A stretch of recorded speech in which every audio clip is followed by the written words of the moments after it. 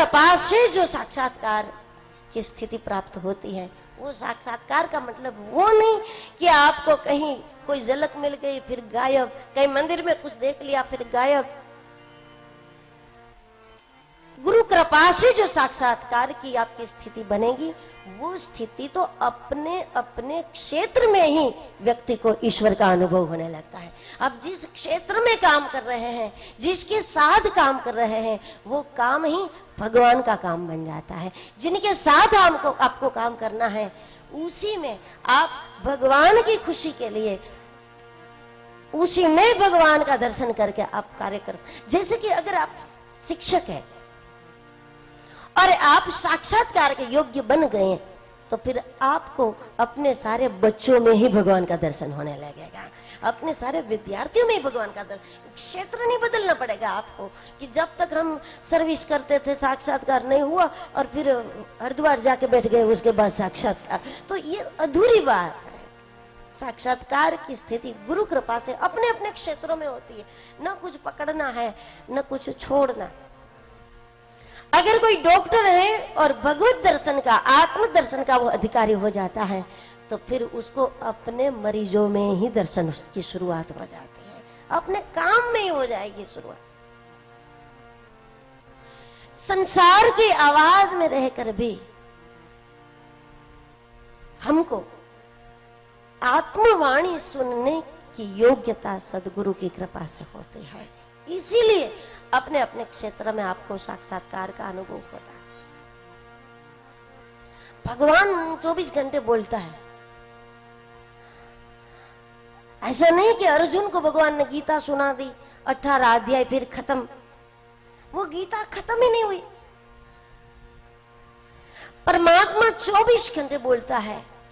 आपकी हमारी आत्मा 24 घंटे हमको कुछ बता रही है। परमात्मा की वाणी, आत्मवाणी हम सभी के लिए निरंतर है, लेकिन उस आत्मवाणी को सुनने की योग्यता सद्गुरु देते हैं। गुरु कृपा से वो अधिकार बनता है हमारा कि हम आत्मवाणी सुन सकते हैं। संसार की आवाज रहेगी, लेकिन तब भी हम अपनी आत्मवाणी को सुन पाते।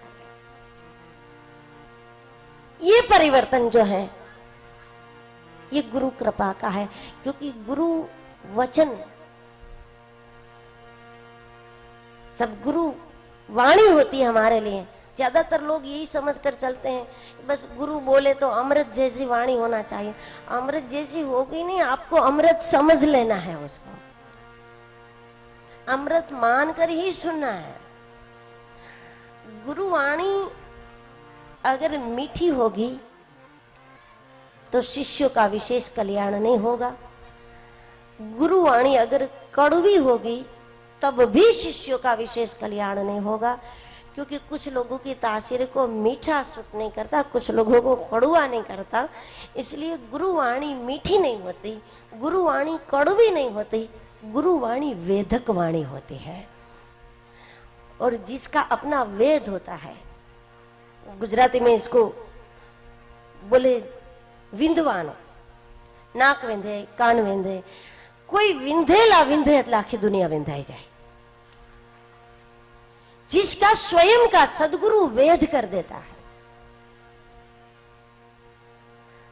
गुरु के वचन से जिसके अंतःकरण में वेद होता है, छेद होता है, उस छेद को कोई भर नहीं सकता। बाकी घर में कोई आपको कुछ कड़वी बात सुना दे तो आपको छेद हो जाता है थोड़ा, लेकिन फिर थोड़े से मरम में भर जाता है। संसार के माहौल में कई बार छेद हो जाता है हम लोगों को, थोड़ा बहुत दुख होता है, मतलब दुख हो जाता है, इसने ये कर दिया, इसने ये कह दिया, इसने ये इस प्रकार से दुख हो जाता है। लेकिन फिर वही लोग 2 दिन के बाद, 8 दिन के बाद फिर आपको भुला देंगे। तो संसार में कभी कभी छेद होता है हमारे अंतःकरण में, पर वो फिर संसार के मर्म से फिर भर जाता है। लेकिन गुरु वचन से जब छेद होता है तो उसको फिर कोई भर नहीं सकता, वो आर पार वेद होता है। मीरा ने कहा कि मैं इसलिए गिरधर को नहीं भूल सकती कि मारे सदगुरु दियो बताए, मेरे सदगुरु ने मुझे जो बताया है, इसके कारण ये वेद जो ऐसा हुआ है कि अब संसार का कोई मर्म इसको भर नहीं सकता। वो जब वेद होता है उसके बाद ही हम आत्मवाणी सुनने के अधिकारी होते हैं, और आपका कल्याण, आपके लिए कल्याण मंत्र आपकी आत्मवाणी देती है, उतना कोई नहीं देगा। महान से महान संत भी अगर आपसे कुछ कहते हैं तब भी शब्दों की सीमा होती है। शब्द कहां तक दे सकता है कोई, शब्द कितना बता सकता है आपको, क्योंकि शब्द सीमित होते हैं कहीं ना कहीं। लेकिन जब गुरु वचन से, गुरु कृपा से हम आत्मवाणी के अधिकारी हो जाते हैं, उनके वेद के कारण, तो फिर आत्मवाणी से कल्याण होता है, हमारा निरंतर कल्याण होता है। और गुरु कृपा से अपने अपने कार्य में, अपने अपने क्षेत्र में, अपने अपने घर में, अपने अपने माहौल में, उसी में जब हम परमात्मा के सानिध्य का अनुभव करेंगे तभी पारमार्थिक जीवन जी पाएंगे। क्योंकि प्रत्येक गुरु का यही प्रयास होता है कि उनका शिष्य केवल अपने लिए न जिए, परमार्थ करें, परोपकार करें, और परोपकारी जीवन से वो अपना आनंद प्राप्त करें।